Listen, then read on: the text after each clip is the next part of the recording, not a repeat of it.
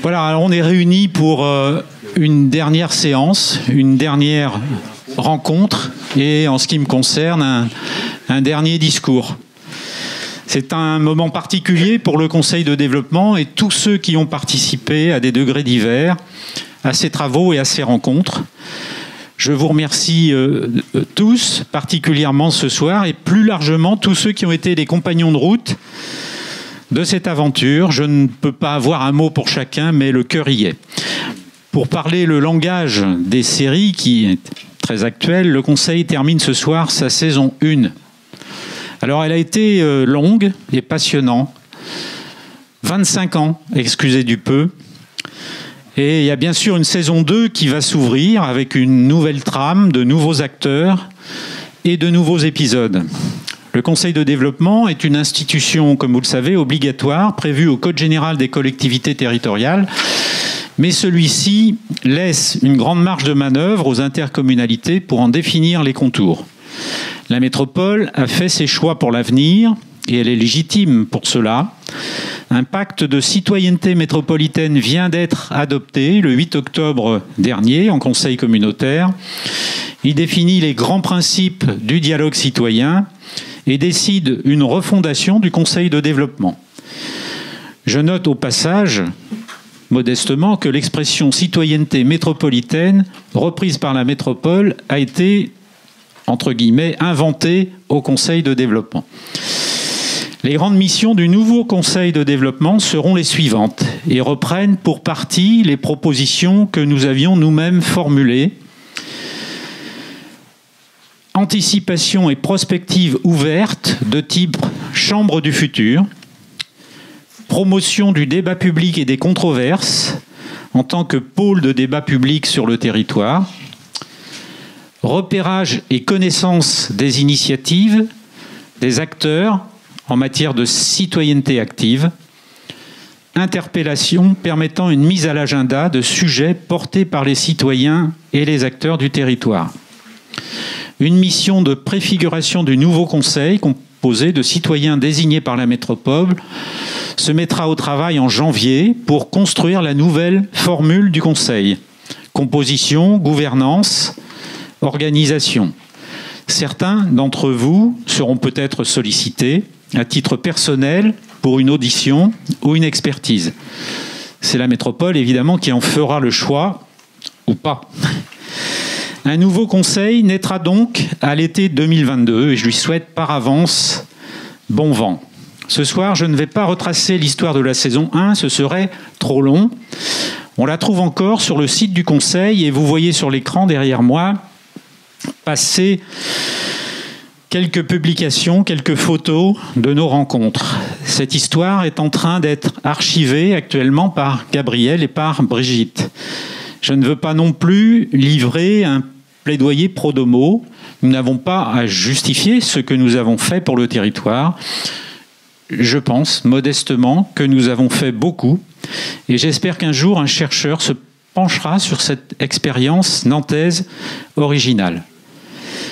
Je voudrais simplement ce soir vous livrer une réflexion générale et évoquer quelques moments personnels dans cette aventure.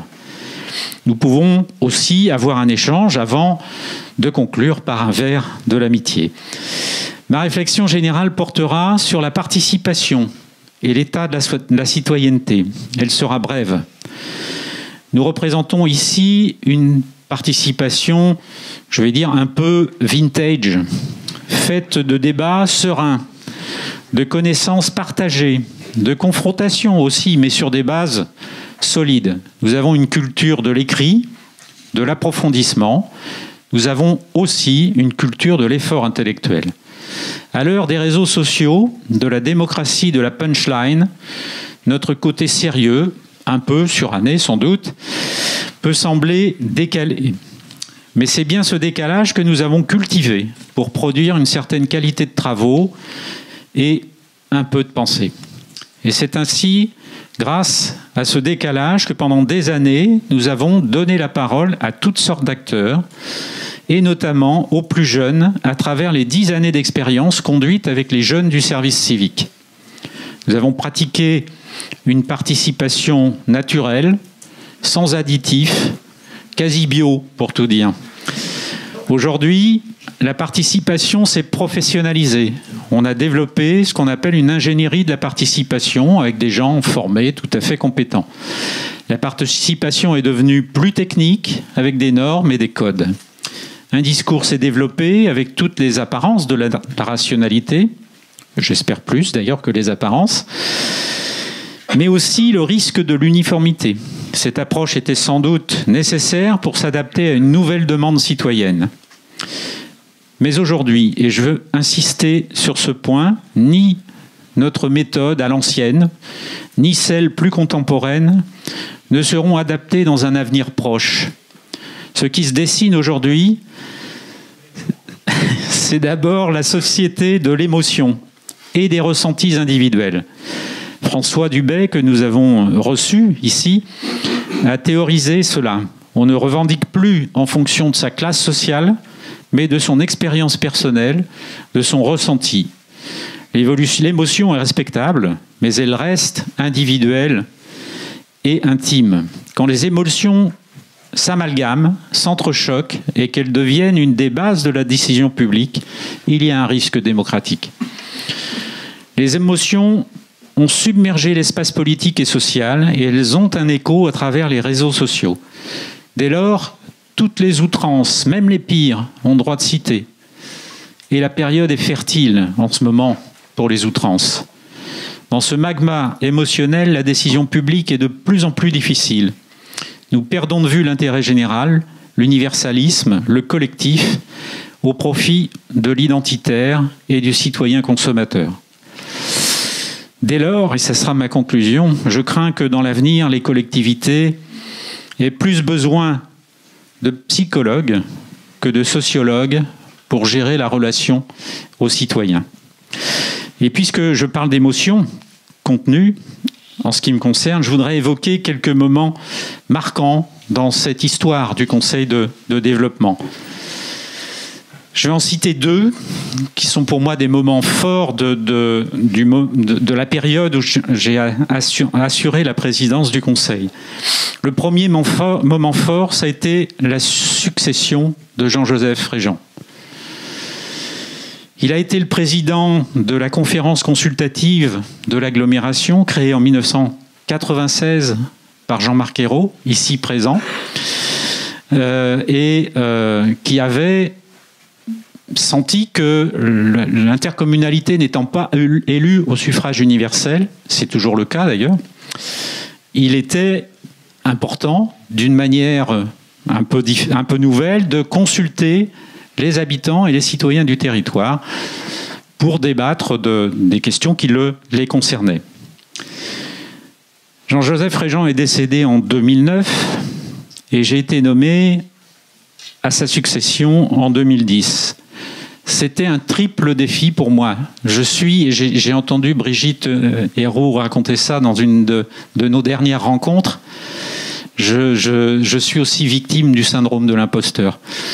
Je suis toujours étonné de me retrouver dans des situations que je n'avais pas ni envisagées, ni cherchées. Je considère que j'ai eu un triple défi dans cette présidence. D'une part, je souhaitais être digne de la confiance que M. Ayrault me donnait en me nommant comme président de ce conseil de développement. Le deuxième défi, c'était de maintenir le niveau du conseil, niveau atteint et reconnu au niveau national pendant la présidence de Jean-Joseph Régent. Et maintenir la philosophie qu'il avait lui-même définie pour les conseils de développement. Il ne pensait pas seulement au conseil de Nantes, mais à tous les conseils de développement, en disant « ça ne doit pas être des institutions, mais des respirations ». Et on a essayé de faire ça tous ensemble. Et j'avais aussi ce souci d'être reconnu par les autres collègues, les autres présidents des conseils de métropole dans le cadre du réseau national. Et j'ai eu cette première épreuve de reconnaissance en septembre 2010, peu après ma nomination, puisqu'on avait réuni à Nantes les conseils des grandes métropoles de France. Et à la fin de mon intervention, l'un d'entre eux a dit Jean-Joseph Régent n'est pas mort, c'est ce qui m'a donné le moral pour la suite, si je puis dire. Voilà, le deuxième moment fort, ça a été les 10e rencontres nationales des conseils de développement à Nantes. Nantes avait organisé 10 ans avant déjà les rencontres nationales. Et en 2013, nous avons organisé les 10e rencontres qui ont été les plus importantes jamais réalisées en France. Il y a eu plus de 600 personnes. Une brochette d'invités prestigieux, je vais les citer sans détailler.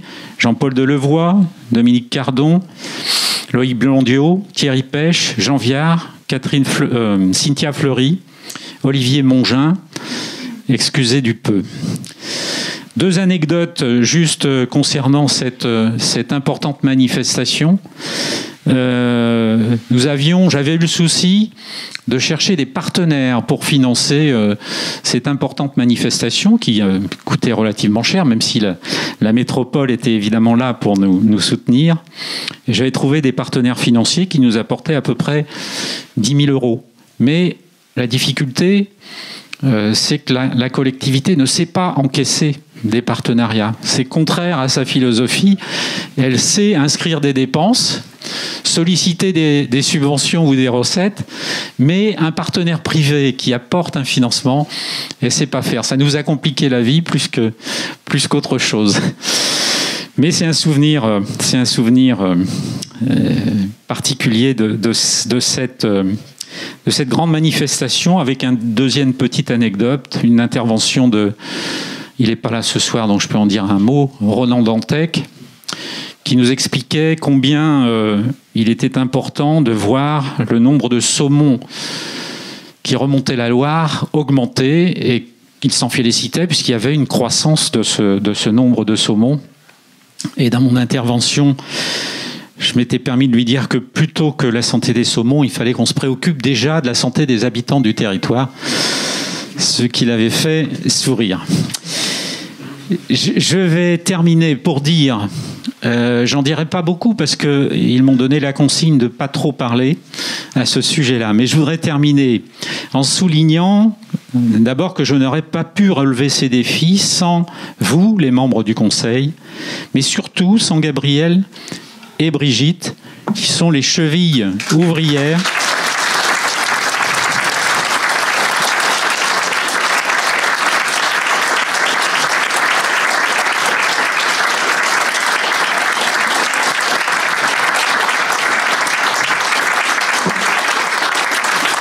J'y suis pour rien, Gabriel. Tu m'avais demandé de ne pas trop en faire. Je n'avais pas fait beaucoup. Mais je voudrais juste dire que travailler avec des gens comme ça, c'est un vrai bonheur. Vous savez, dans la vie professionnelle, j'ai croisé des gens, dont certains que j'appelais les apporteurs de problèmes. C'est-à-dire que vous aviez un collaborateur, vous lui confiez une tâche, et il venait vous voir le lendemain en disant c'est bien, mais alors, monsieur, il y a un problème à ce niveau-là. Donc, vous essayez de l'aider à résoudre cette difficulté. Il repart. Et vous êtes sûr que le lendemain, derrière la solution qu'on avait apportée, il y a un autre problème qui aboutit. Et donc, qui arrive.